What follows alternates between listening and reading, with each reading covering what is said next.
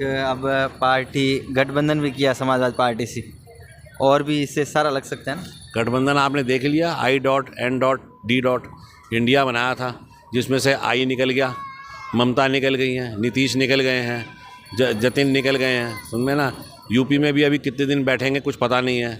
तो ये कोई गठबंधन नहीं है, मौका परस्ती है और कुछ नहीं है। कौन से किसान हैं ये किसान नहीं है, ये लाइजरिंग करने वाले किसान हैं, जिनके मजदूर खेतों में तो मजदूर काम कर रहे हैं और वो यहाँ पर एक तरह की ब्लैकमेलिंग, एक तरह की लाइजरिंग करने के लिए दिल्ली में डेरा डाले ये वो। नमस्कार। देश में लोकसभा के चुनाव नज़दीक आ रहे हैं। आज हम पहुँचे अयोध्या के सरयू नदी के किनारे, जहाँ हमारे साथ कुछ लोग हैं। देश के कोने कोने से अयोध्या लोग आते हैं, उनसे जानेंगे आखिर में 2024 में किसको प्रधानमंत्री बनाना चाहेंगे, नरेंद्र मोदी या राहुल गांधी या कुछ अन्य। हमारे साथ कुछ लोग हैं, आइए शुरुआत करते हैं एक एक से। क्या नाम है सर और कहाँ से हो आप? गोपालपुरी, देवभूमि, उत्तराखंड। देवभूमि से। सर आप आज अयोध्या आए हो, सबसे पहले जय श्री राम। जय श्री राम जी। देश के अंदर 2024 के अंदर लोकसभा के चुनाव आ रहे, क्या कुछ प्लान है आपका? देखिए प्लान क्या है, देखिए एक तो सारा तरफ वातावरण राममय है, और राममय है तो एक आप सुन ही रहे होंगे कन्हैया मित्तल का भजन, जो राम को लाए हैं हम उनको लाएंगे। कारण क्या, ये खाली राममय वातावरण का विषय नहीं है। आप अगर समाज में देख लें, देश में देख लें, विदेश में देख लें, जो मोदी जी ने छवि बनाई है कि अगर दो देशों के बीच में युद्ध होता है तो युद्ध रुकवा कर वो अपने भारतीय नागरिक निकाल लाते हैं। आठ नागरिकों को भारत के को, वो भी कतर जैसे देश में सजाए मौत की सज़ा होती है तो सजाए मौत माफ़ करा के अपने लोग वापस ले आते हैं।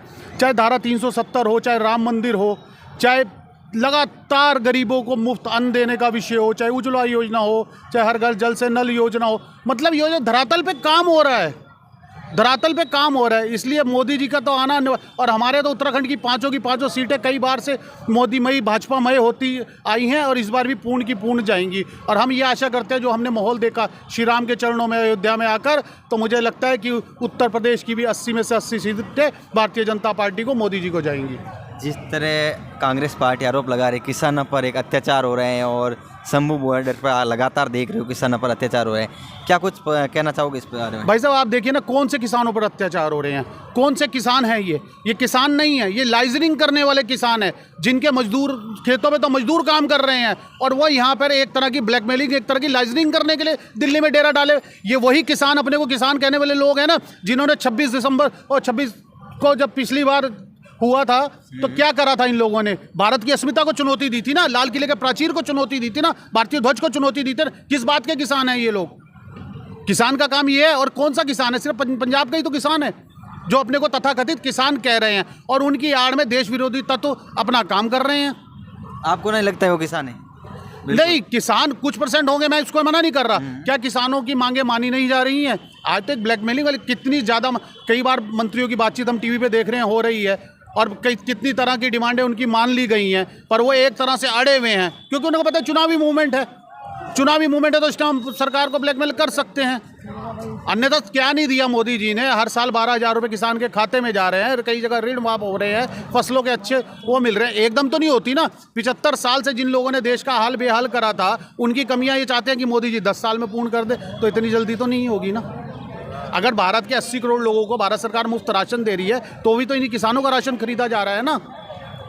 गैस की बात कर तो उनका आरोप है सीधा कि 400 की जगह 1200 कर दिया गया है। ऐसे किसने कहा 1200 रुपये का सिलेंडर? कांग्रेस के, कांग्रेस कहने को झूठ आप जितना मर्जी सफेद झूठ बोलिए, 1200 का कांग्रेस शासन में आज से 10-12 साल पहले भी 1000 में मिल रहा है, 1900 में तो 922 रुपये का कनेक्शन आम आदमी के लिए गैस का सिलेंडर है, और 622 रुपये का उज्ज्वला वालों के लिए है। आपने देखा है कि 11 करोड़ कनेक्शन फ्री भी तो उज्ज्वला के भारत सरकार ने बांटे हैं। अब वो जो मर्जी के, वो ये भूल गए हैं कि आज से 12 साल पहले उनके शासन में सिलेंडर 1200 पार कर गया था। उनका कहना है जिस तरह दलितों पर भी अत्याचार हो रहे हैं, किसानों की आपने बात बता दी, दलितों की बात क्या करना चाहोगे? दलितों पर बात, अत्याचार की बात? कहीं कोई अत्याचार नहीं है दलितों, सरकारी है दलितों की, गरीब मजदूर की सरकार है, ओबीसी प्रधानमंत्री है, दलित राष्ट्रपति है, तो अब कहाँ से अत्याचार हो जाएगा? क्या लगता है धीरे धीरे जिस तरह हो भी रहे हैं तो मिट सकता है इससे? भाजपा सरकार रहेगी तो भाजपा सरकार पूर्ण बहुमत से, पहले से ज़्यादा प्रचंड बहुमत से आएगी, फुल सीटें लाएगी। बिल्कुल। जय श्री राम। आपके हिसाब से कितनी ला पाएंगी? देखिए, जो भारतीय जनता पार्टी और मोदी जी का कहना है 370 भाजपा के लिए लेके आएगी। जी सर, जिस तरह अब किसानों पर अत्याचार की बात कही, कांग्रेस सरकार आरोप लगा रही है, इसके बारे में आप क्या कहना चाहोगे? आपको लगता है वो किसान है? किसान होते तो बॉर्डर पे नहीं होते। नारा दिया था जय जवान जय किसान। जो किसान है वो देश के लिए ऐसे आंदोलन नहीं करता। आंदोलन अपने नहीं होता। आंदोलन भगत सिंह ने किया था, वो भी किसान था, लेकिन उसने देश के लिए किया था। आज तलवारें लेके वहाँ पहुँचे हुए, कोई बॉर्डर पे थोड़ा ना खड़े हुए आप अपनी मांग रहे हो, उसके लिए उचित स्थान होता है, उचित जगह होती है, ना कि लोगों को परेशान करके हाईवे जाम करके उससे कोई आप आंदोलन नहीं बना रहे हैं। ये तो एक सोची समझी रणनीति है जिसके तहत जो ये इस वक्त वातावरण बना हुआ है, उस वातावरण को किस तरह से धूमिल किया जाए, उसका एक आप परिणाम देख रहे हो। तो राहुल गांधी जी ने जो यात्रा निकाली, पहले भी भारत जोड़ो यात्रा निकालती है, अब एक भारत जोड़ो न्याय यात्रा है, उससे आपको लगता है कि फ़र्क पड़ेगा? राहुल गांधी, भारत टूटा कब था जिसे जोड़ने चले वो? पहले तो ये विषय है। और न्याय किसके लिए मांग रहे? खुद तो वे न्यायपालिका में बैठे में, खुद तो हरड़ केस में जमानत पे हैं। मणिपुर में जो हुआ है वो बार बार दोहरा रही, वही मणिपुर की घटना है, वाकई में निंदनीय घटना है, जिसके लिए सरकार कार्य कर रही है, सब कुछ है, लेकिन उसमें विपक्ष को साथ बैठ के उसका सुझाव देना चाहिए, किस तरीके से उसका समाधान किया जा सकता है, ना कि इस तरीके से कि आप वहाँ विपक्ष में बैठ के संसद जो चलती है उसमें संसद में बैठ के उसके विषय करें, वहाँ आप आंदोलन कर रहे हैं। सरकार चर्चा करने को तैयार बैठी हुई है, लेकिन ये चर्चा करना ही नहीं चाहते, क्योंकि इनको देश से कोई सरोकार नहीं है, इनको व्यक्तिगत हितों से ही है, और इसके अलावा इनका कोई मतलब नहीं है। एक अब पार्टी गठबंधन भी किया समाजवादी पार्टी से, और भी इससे सारा लग सकता है ना? गठबंधन आपने देख लिया, I.N.D. इंडिया बनाया था, जिसमें से आई निकल गया, ममता निकल गई हैं, नीतीश निकल गए हैं, जतिन निकल गए हैं, सुन में ना। यूपी में भी अभी कितने दिन बैठेंगे कुछ पता नहीं है। तो ये कोई गठबंधन नहीं है, मौका परस्ती है और कुछ नहीं है, इसके अलावा और कुछ नहीं है। मोदी के सामने इनको कुछ दिख नहीं पा रहा है, कुछ कर नहीं पा रहे हैं, कुछ कोई हस्तक्षेप लगा रहे हैं। पिछले 10 सालों से मोदी जी जब से शासन में आए, कोई भ्रष्टाचार नहीं हुआ है, तो इनके पास कुछ मुद्दा ही नहीं है, मुद्दा विहीन विपक्ष है।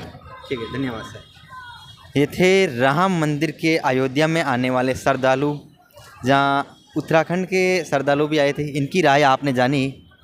इनका एक ही कहना है कि प्रधानमंत्री नरेंद्र मोदी को देखना चाहते हैं, विपक्ष करता है वो करता रहता है। देश में लगातार महंगाई बढ़ रही है या नहीं बढ़ रही है, ये भी आप बता दीजिएगा, और कमेंट में जय श्री राम ज़रूर लिखिएगा। बाकी इस वीडियो में आपकी क्या राय होगी, हमें ज़रूर प्रतिक्रिया दीजिए। तब तक के लिए ठीक है, मैं हूँ सुनील, कैमरा सहयोगी गोवर्धन के साथ में अयोध्या नगरी। धन्यवाद।